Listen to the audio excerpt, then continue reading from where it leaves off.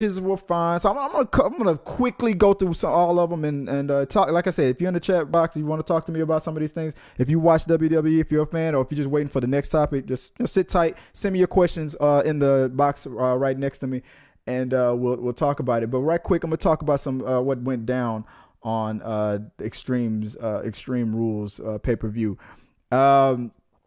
It started off. Well, let me get my. I'm sorry. Hold on quick. Let me get my notes up before I mess up.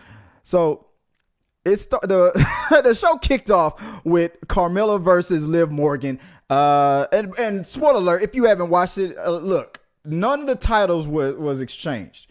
All these titles that were on the line, none of them were exchanged. No champion lost. They came in, they might have lost the match, but no titles were exchanged. The show with the kickoff with Liv Morgan and Carmella, I didn't care about it. I didn't care about it at all. It was. I like Liv Morgan. I like what she's doing. I like her character, but I didn't care about. I'm gonna be honest with you. Anytime Carmella's fighting, I don't care. That's why I was so mad about that whole thing with Carmella going up against Bianca Belair last month, and then I was so happy when Becky Lynch came back, because I'm sorry, Carmella is just, it's boring to me. She is not entertaining to me. I don't know why she even, I can understand to a certain degree why some people stay and some people get fired, but for the life of me, I do not know what the point of a Carmella is. So anytime she's in, I check out. That's the time when you can get up and go to the bathroom. It was not what I don't care about it. I didn't care about it. I didn't really watch it. I see that Liv Morgan won. I wouldn't been able to tell you that for real, because I did not care about it. It was a non-title match. It didn't matter to me. Next match that came up was with the New Day. It was a 6-man tag team match. New Day against Bobby Lashley versus AJ Styles and Omos, with Bobby Lashley getting pinned by the WWE champion, which just started off a whole sea of new forms of whining, complaining, bitching, and moaning. It was kind of entertaining. That was fun. It was very physical. It was a good match. I liked it. It wasn't all that, but it was decent enough. Then moving next to the next match was with the Usos. I love their attitude right now. I love that they are the best tag team in the division right now. There's no tag team better than them right now. The Street Profits, they're popular for the right reasons and everything, but I mean, on paper, I'm sorry, the Usos is just untouchable. So I'm glad that, like I said, no titles were exchanged, and the Usos came out with the victory. But it was a very entertaining match, and I gave it up to them. So the first female match that I was excited to see how it was going to turn out was with the Queen herself. And I was watching this. My wife was watching. Was like I wasn't really watching it. And when Charlotte Flair came out, and my wife was like, Charlotte Flair, like Ric Flair? I was like, yes, dear, Rick. That's Rick's daughter. Okay, shut up and let me watch this. No, I didn't say that. I was just joking, baby. She probably watching. But yeah, Ric Flair's daughter going up against oh, dude, now I'm so nervous. What's going on? Ric Flair going up against Alexa Bliss, and I thought that this was going to be the thing that was going to snap Alexa Bliss out of the whole Bray Wyatt's gimmick thing. Now, I was looking forward to it. I wanted to see if that was going to happen. The one thing that I was excited about this match was when they were having their promo and going verbally going toe to toe with each other. Was Alexa Bliss made a little joke about how Charlotte isn't really original because she's kind of taking her dad's gimmick and using that. And then I swear I paused it. I was pre-recorded. I was watching that on Raw, and I said, Alexa, I know you not talking. You just were handed Bray Wyatt's gimmick that he probably made up, but the WWE owns it, and you were handed this gimmick. And I thought to myself, if Charlotte does not call her out with that obvious layup of a joke, I don't know if it was set up in the writing or if she did it off the top of her head, but it was what made me more. It was that promo that made me interested in this match, and she did it. She called her out. I know you not talking about stealing gimmicks, Alexa, with this whole. I was like, yes, now I'm invested.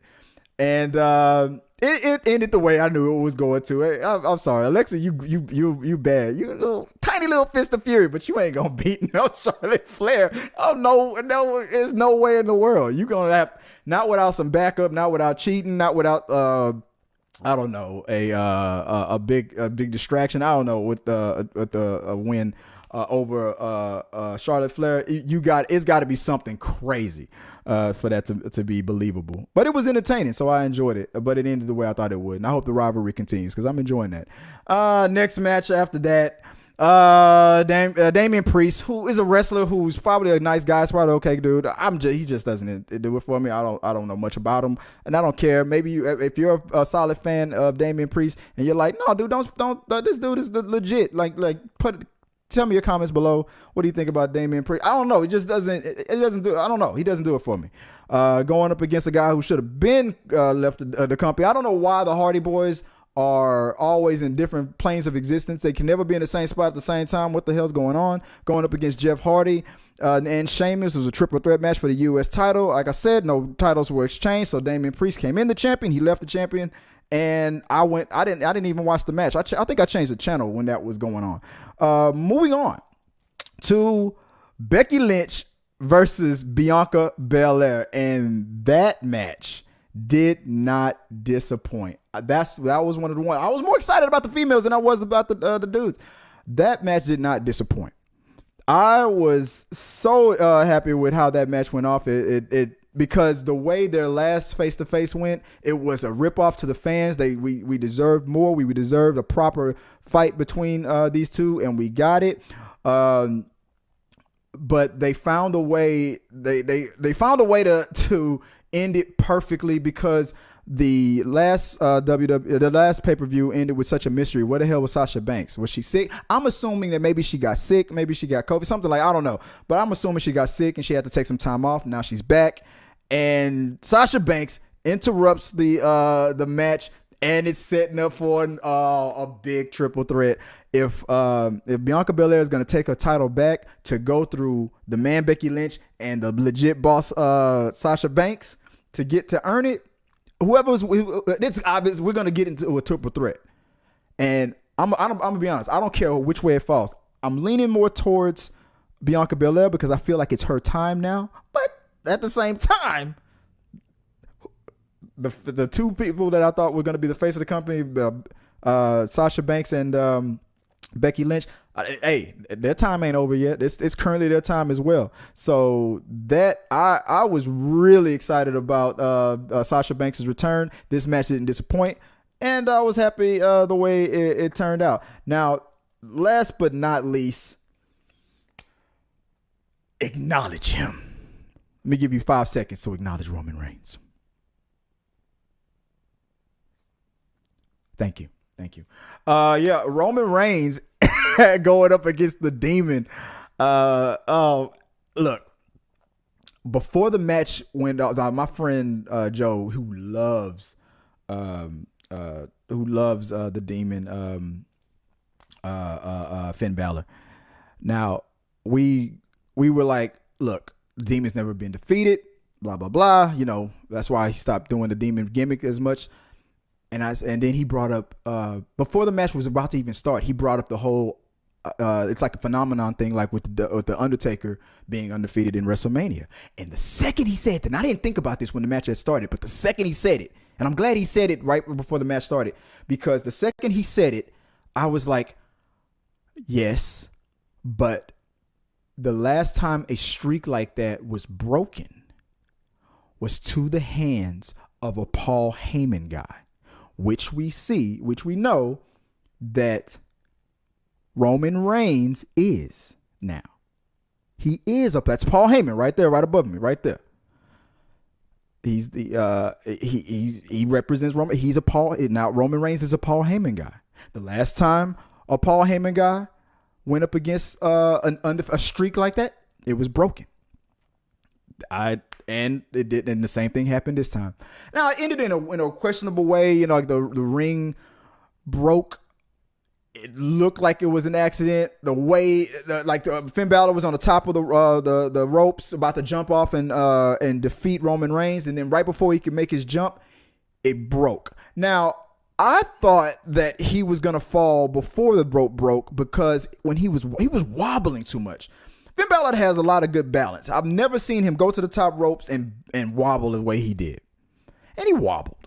And I was like, what's wrong with that ring? Is there something up? Why does he look like he about to fall? And then bam, rope broke. So that was a setup. That was in the writing. It was meant to happen. They wanted Roman Reigns to win and defeat the Demon, but not in a way that would be like you legitimately beat. It was a fluke kind of a win, thanks to I don't know the WWE gods. I don't know, but I think that was in the writing. I don't think that was real at all. That rope break was set up. So I had a good time with it, but the problems that are going on with WWE are still justified. Vince gotta clean this up, man. Something's going on behind the scenes with the decision making. I don't know if it's time. He needs to retire. He needs to hand it over to Stephanie or Shane or some. But I feel like Vince, I think your time is come and gone. I think it's time for you to gracefully exit and hand the keys over to more creative people. There's nobody in the future that whoever runs the WWE is going to achieve an iota of what Vince McMahon did, because he was able to do something in a time where it really can't be replicated.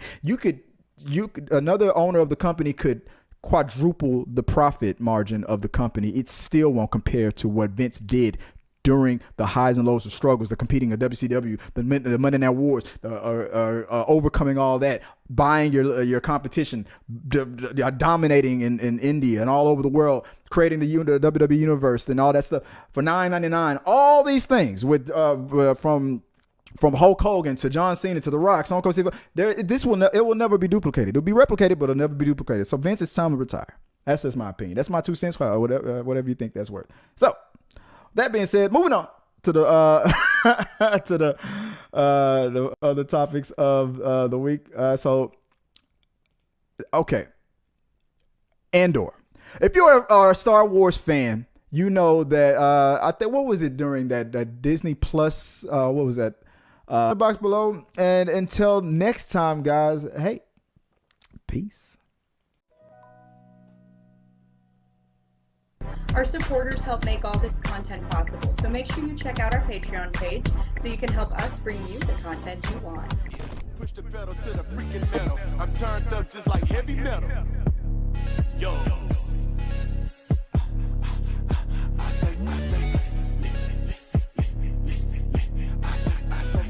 Turned up on another level. Push the pedal to the freaking metal. I'm turned up just like heavy metal.